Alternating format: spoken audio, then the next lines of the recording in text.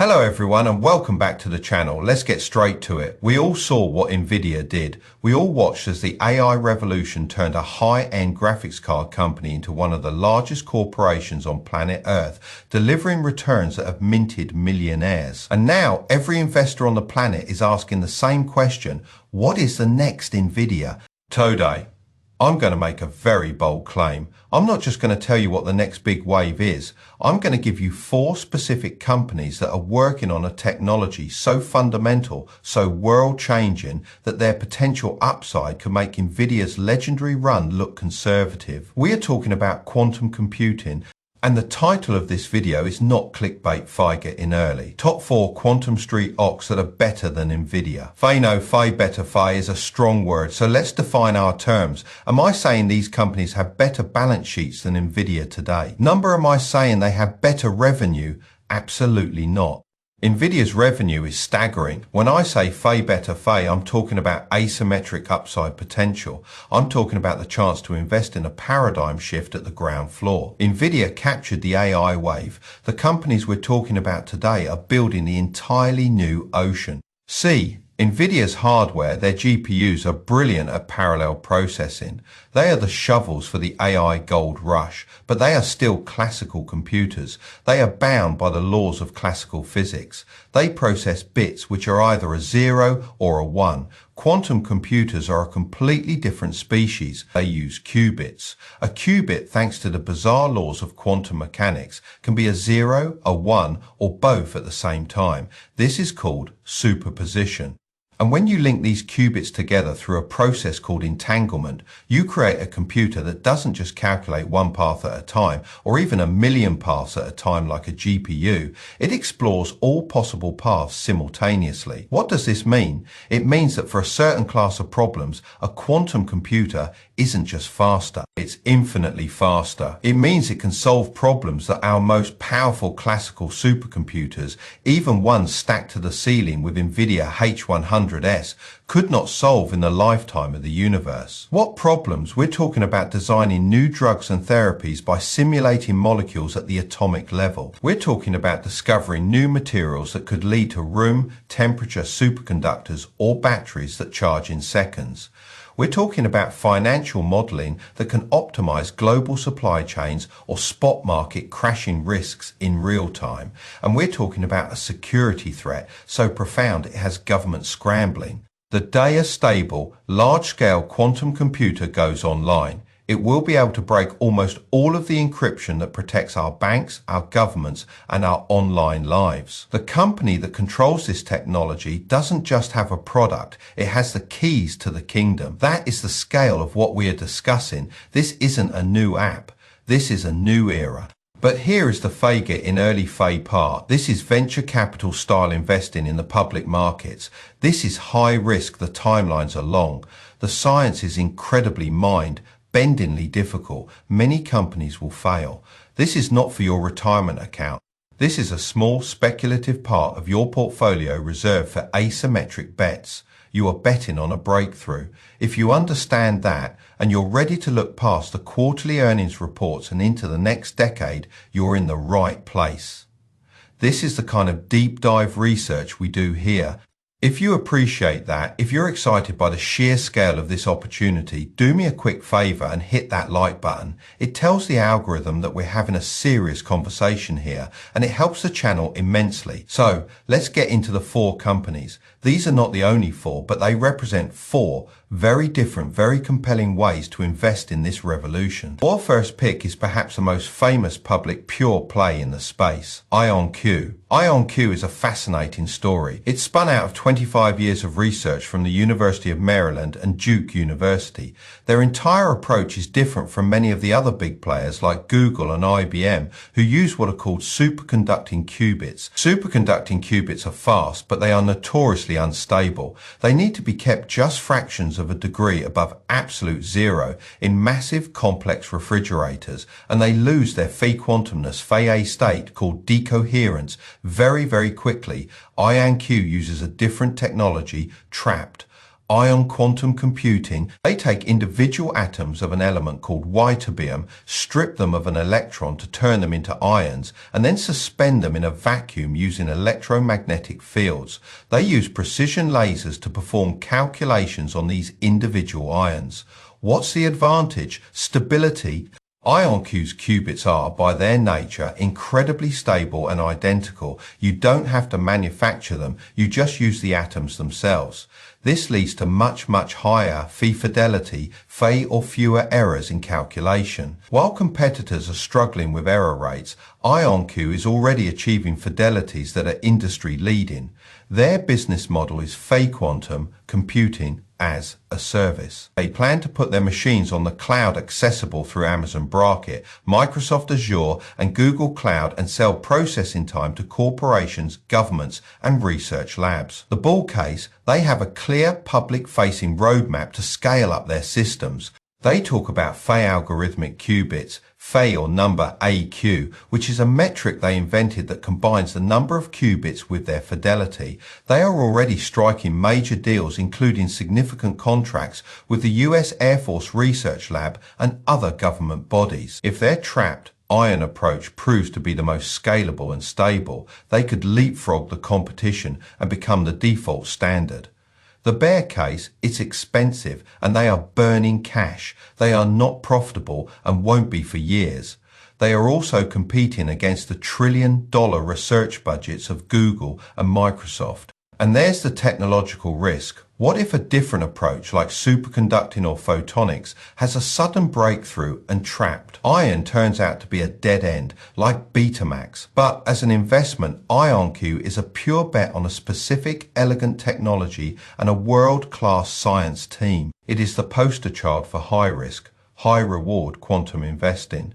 Next up, our second company, Rigetti Computing, RGTI, if IonQ is the refined, elegant academic spin off Rigetti is the scrappy, vertically integrated Silicon Valley builder. Founded by Chad Rigetti, an alum of IBM's quantum computing team, Rigetti is taking a page from the old school tech playbook. They want to build everything. Rigetti uses the more common superconducting qubits, the same type Google and IBM use, but their big differentiator is their FeFab, in-house fee approach. They are one of the only quantum companies that owns and operates its own dedicated quantum chip fabrication facility called Fab -1. Why does this matter? Iteration speed. In a field that is moving this fast, the company that can learn the quickest has a massive advantage. While competitors might have to wait months to get a new chip design from a third-party foundry, Rigetti can design a new chip, manufacture it, test it, and integrate it into their system in a matter of weeks. This fast feedback loop is, in their view, their secret weapon. Their business model is similar to IonQ's, a hybrid of selling access to their systems via the cloud. They are also on Amazon Braket and Microsoft Azure and selling their quantum computers outright to government and national labs. The bull case for Rigetti is this vertical integration. They control the entire stack from the chip design to the manufacturing to the software. This allows them to co-optimize the hardware and software in a way that plug-and-play companies can't. They've also been a leader in the hybrid quantum classical model, which is seen as the most practical path to commercial value. This is where a quantum processor works in tandem with a classical processor like a GPU to solve a problem, with each one handling the part it's best at. The bear case, money, plain and simple. Running a cutting-edge semiconductor fab is hideously expensive. Rigetti is a small cap company with a fraction of the cash that IonQ has and is burning through it at an alarming rate. They are in a race against time. Can they achieve a commercially relevant breakthrough before the money runs out? The stock is, as a result, incredibly volatile. This is not for the faint of heart, but if you believe that the winning company will be the one that can build and iterate the fastest, Rigetti is an incredibly compelling, if high-stakes, bet. This kind of detailed analysis is what this channel is all about. We're not just reading headlines, we're digging into the technology, the business models, and the risks. If this is the kind of content you value, please take a second to make sure you are subscribed to the channel with notifications on. We are building a community of serious long-term investors, and I'd love for you to be a part of it. Moving on to our third company, which represents a completely different way to play this market, D-Wave Quantum QBTs. D-Wave is, without a doubt, the most controversial company on this list, and that's exactly why I find it so interesting. D-Wave has been around for a long time. Since 1999, they were the first company to ever sell a machine they called a quantum computer, back in 2011. But here's the controversy. D-Wave does not build the Fay-Gate-based Fay Universal quantum computers that IonQ and Rigetti are trying to build. Those gate-based systems are the ones that, in theory, will one day break encryption and simulate molecules. D-Wave builds something different, a Fay quantum annealer. Faith, this is a crucial distinction. A quantum annealer is not a general-purpose computer. It is a highly specialized machine designed to do one thing and one thing only: solve complex optimization problems. Think of it like finding the lowest point in a massive mountainous landscape with thousands of valleys. A classical computer has to check every single valley one by one. A quantum annealer, by using quantum tunneling, can fay through the mountains and find the lowest valley much more efficiently. Why is this useful? Because a huge number of multi-billion-dollar business problems are, at their core, optimization problems. Optimizing a logistics network for FedEx or UPS, optimizing the flow of trades on a stock exchange, optimizing the placement of cell towers for a 5G network, optimizing the Fay-folding Fay of a protein for a pharmaceutical company. The bull case for D-Wave is simple. They are the only quantum company that is focused on solving real-world commercial problems today. They're not chasing the long-term dream of a universal fault-tolerant computer, which might be decades away. They are building a product that can provide value now. They have a long list of commercial customers, paying customers like Volkswagen for factory floor optimization, Lockheed Martin, and Johnson & Johnson. Their critics say what they're doing isn't fairy or Fay quantum computing. They say the machine's performance in many cases can be matched by classical algorithms running on high-end GPUs. The bear case is that they get stuck in the middle. What if their annealing technology is just a Fay-Fay technology that becomes obsolete the moment IonQ or Rigetti build a true universal quantum computer? What if their market is niche and they never achieve the world-changing disruption of their gate-based competitors? But the bull case is that Fay is a multi-billion-dollar market, and D-Wave has a 20-year head start. They are the pragmatists in a field of dreamers. If you believe the path to profit is by solving today's problems, not tomorrow's D-Wave is a unique and deeply compelling investment. For our fourth and final stock, we're taking yet another angle. This is the Fay Picks and Shovels Fay play, but with a twist. The company is Quantum Computing Inc. QCI. QCI is different from the first three. They are not primarily a hardware first company, though they are developing their own hardware. QCI's main focus is on the application layer. Their philosophy is that customers don't care how the quantum calculation is done. They just want a better answer to their problem. QCI has developed a platform, a software stack that is designed to be hardware agnostic. It can take a problem from a customer and, using their proprietary software, figure out the best way to solve it. That might mean sending part of the problem to a classical GPU, part of it to an IonQ style machine, part of it to a D-Wave style annealer, or part of it to their own proprietary hardware. They are, in essence, trying to be the Fay operating system, Fay, or the Fay middleware for the quantum economy. Their most compelling product is what they call Fay quantum optimization. Fay, like D-Wave, they are focused on solving real-world business optimization problems. Today, they've shown impressive results in taking on complex problems from finance, logistics, and energy, and finding better solutions than classical methods. But they also have a unique hardware division.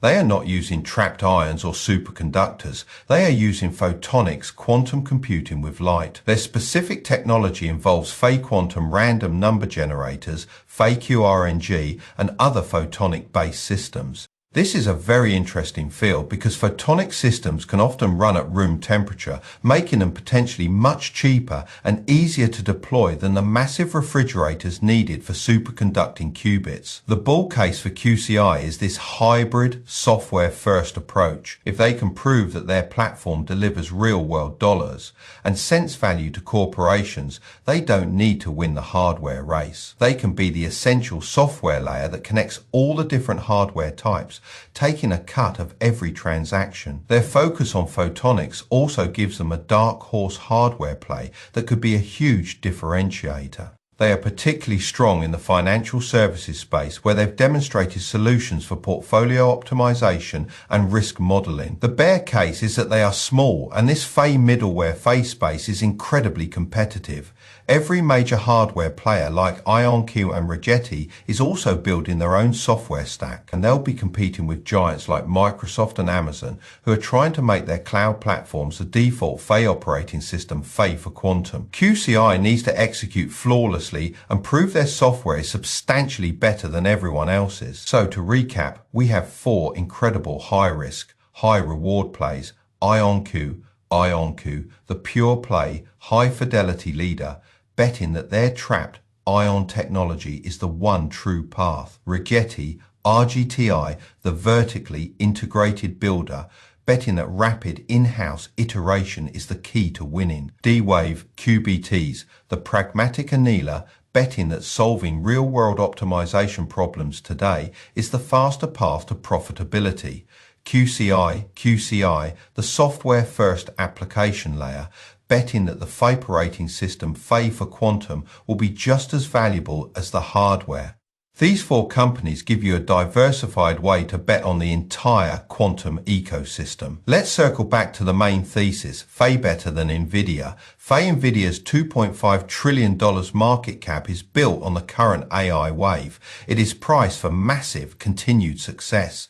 The companies we just discussed have market caps that are a tiny fraction of that. IonQ, the largest, is just a few billion. The others are much smaller. This means the risk is higher, but the asymmetry is profound. If any one of these companies truly cracks the code and becomes the Fintel Fey or Fey and Fey of the quantum age, the returns will not be 50% or 100%. They will be 10,000% or more. A $1 investment in the right one could change your life. That is what fee jetting in early Fey looks like. It's uncomfortable, it's volatile, it's uncertain, but you don't get 100 bagger returns by buying comfortable, well-established blue chips. You get them by identifying a world-changing trend, doing the hard research, and placing smart, calculated bets on the innovators who are building that future.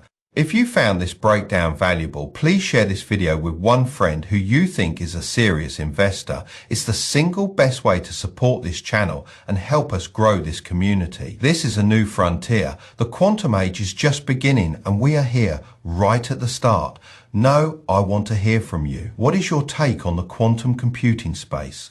Do you think it's the ultimate long-term investment or just a fascinating science experiment? Which of these 4 companies or any others that I missed are on your personal watch list? Let me know in the comments section below. I read every single one. Thanks for watching, and I'll see you in the next one.